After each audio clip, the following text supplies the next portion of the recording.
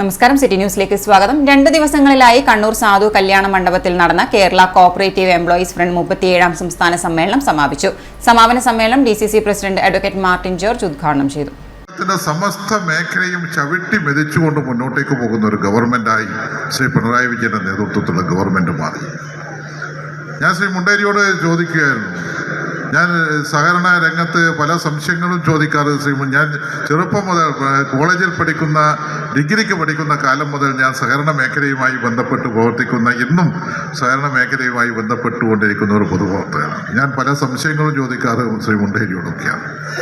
ഞാൻ ഈ സഹകരണ മേഖലയിൽ 1960കളിൽ ശ്രീ ആർ ശങ്കറിന്റെ നേതൃത്വത്തിലുള്ള ഗവൺമെന്റ്, ആ ഗവൺമെന്റാണ് സഹകരണ മേഖലയിൽ മാറ്റത്തിന് വേണ്ടി തുടക്കം കുറിച്ചത്. കോൺഗ്രസ് ഗവൺമെന്റാണ്. പക്ഷേ ആ ഗവൺമെന്റ് കാലാവധി പൂർത്തിയാക്കുന്നതിന് മുന്നേ ആ ഗവൺമെന്റ് മാറി. അതിനുശേഷം വന്ന ശ്രീ PR കുറുപ്പ് സഹകരണ മന്ത്രിയപ്പോൾ ആർ ശങ്കർ തുടങ്ങി വെച്ച പദ്ധതി നടപ്പിലാക്കാൻ അതിന് നേതൃത്വം നൽകിയ ഒരാളായിരുന്നു. മിനിഞ്ഞാന്ന് അദ്ദേഹത്തിന്റെ വീട്ടിൽ വെച്ചാണ് ഞാൻ ഈ സമ്മേളനത്തിൽ. ഇന്നലെ നടന്ന യാത്രയയപ്പ് സമ്മേളനം AICC മെമ്പർ VA നാരായണൻ ഉദ്ഘാടനം ചെയ്തു. TC ലൂക്കോസ് ഉദ്ഘാടന ചടങ്ങിൽ അധ്യക്ഷത വഹിച്ചു. ED Sabu, Munderi Gangadharan, advocate Jaison Thomas, PK Rajeevan, PK Vinayakumar, CK Muhammad Musthafa, CV Ajayan തുടങ്ങിയവർ സംസാരിച്ചു. സഹകരണ മേഖലയിൽ ജനാധിപത്യം പുനഃസ്ഥാപിക്കണമെന്ന് സമ്മേളനം ഗവൺമെന്റിനോട് ആവശ്യപ്പെട്ടു. News desk, city news.